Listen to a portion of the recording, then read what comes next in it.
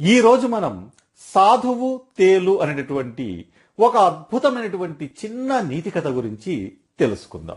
ఒక సాధువు నదిలో దిగి స్నానం చేస్తా ఉన్నాడు. అలా చేస్తా ఉంటే దూరంలో నీళ్లలో ఒక తేలు కొట్టుకొని వస్తా కనపడింది. అది ఆ నీళ్లలో మునిగిపోతూ చావడానికి సిద్ధంగా ఉంది. దాన్ని చూసి ఆ మునికి చాలా జాలి కలిగింది. దాన్ని ఎలాగైనా సరే కాపాడాలని చెప్పి ఆ తేలు తన దగ్గరికి రాగానే వెంటనే చేతితో దాన్ని బయటికి తీసి విసరబోయాడు. కానీ ఆ తేలుకు అతను కాపాడుతున్న విషయం తెలియదు కదా. దాంతో ఇతను తను ఏం చేస్తున్నాడో ఏమో, చంపేస్తున్నాడేమో అని భయపడి అతని చేతి మీద గట్టిగా కొట్టింది. ఆ నొప్పికి తట్టుకోలేక ఆ సాధు వెంటనే దాన్ని వదిలేశాడు.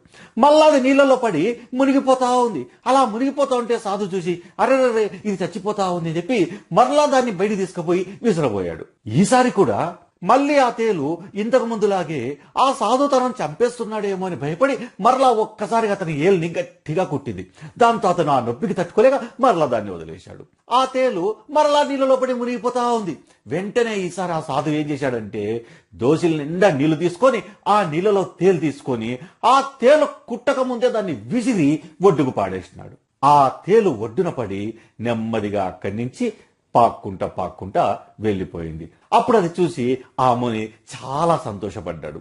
ఇదంతా కూడా ఒడ్డు నిలబడి ఒక వ్యక్తి చూస్తా ఉన్నాడు. ఆ వ్యక్తి ఆ మునితో, స్వామి, మీరు కాపాడాలని ప్రయత్నం చేస్తున్నప్పటికీ ఆ తేలు మిమ్మల్ని పదే పదే కొడుతా ఉంది. అయినా మీరు దాని మానన దాన్ని వదిలేయకుండా ఎందుకలా కాపాడారు అని అడిగాడు. అప్పుడు ఆ సాధువు చిరునవ్వు నవ్వి, చూడు నాయనా, కుట్టడం అనేది తేలు యొక్క ధర్మం. దాని పని అది చేస్తా ఉంది. ఇతరులకు మేలు చేయడం అనేది నా ధర్మం. దాని ధర్మం అది చేస్తున్నప్పుడు నా ధర్మాన్ని నేను చేయాలి కదా. అందుకే అది నన్ను ఎన్నిసార్లు కొడుతున్నా నేను దాన్ని కాపాడాను అని చెప్పాడు. కాబట్టి మిత్రులారా, ధర్మము అంటే ఇది. ఇతరులు మనకు చెడు చేస్తున్నప్పటికీ వాళ్లకు మనం మేలు చెయ్యాలే కానీ తిరిగి కీడు చెయ్యకూడదు.